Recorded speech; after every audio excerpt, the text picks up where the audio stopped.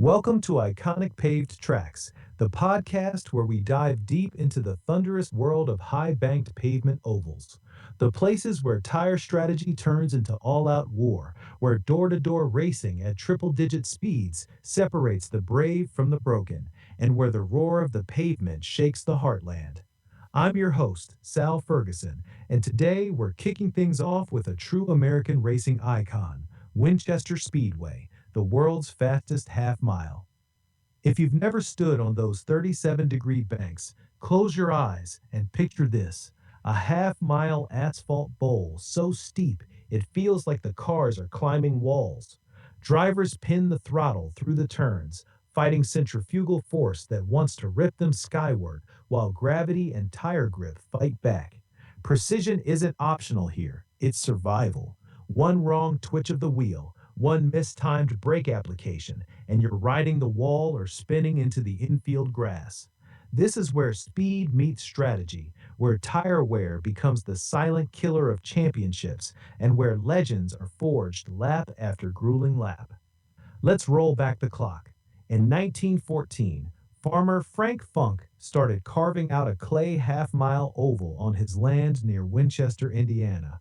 By 1916, Funk's Speedway was hosting auto races. It was raw, dusty, and dangerous, a true dirt horse track turned speed laboratory. For decades, it served as training ground for Indy 500 hopefuls. Names like Troy Ruttman, Gordon Johncock, and Johnny Rutherford cut their teeth here, learning the art of high-speed oval mastery before tackling the brickyard. The transformation came in the late 1940s and 1960s when the track was paved. Suddenly, the roar changed. No more flying dirt clods, just the scream of rubber on asphalt, the howl of high compression engines, and that unmistakable whoosh as cars climbed those massive banks. By the time Roger Haldeman bought the place in 1970 and launched the Winchester 400, this half mile had earned its crown as one of America's oldest continuously operating racetracks. The Winchester 400 is a 400-lap marathon, a true test of endurance, setup, and tire management. On a track this fast and this steep, tires don't just wear, they die. Crews obsess over compound choices, stagger, air pressures, and camber settings. You'll see drivers nursing their rubber early, saving just enough grip for a late race charge, while others gamble on fresher tires and go all in.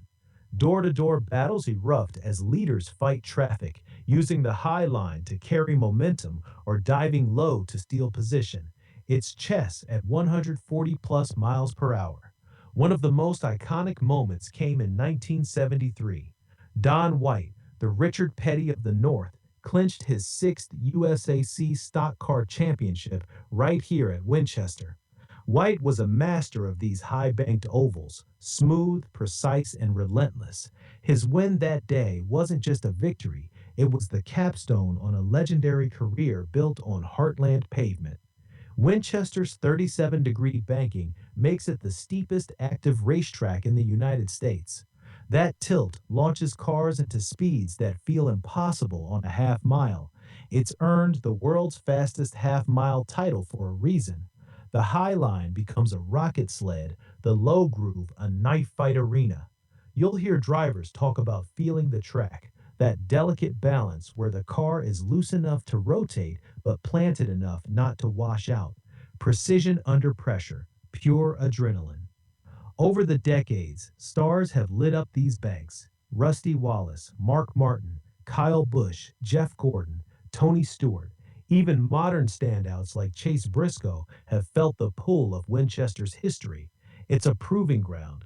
Win here, and you carry that respect for life. What makes Winchester special isn't just the speed or the history, it's the soul.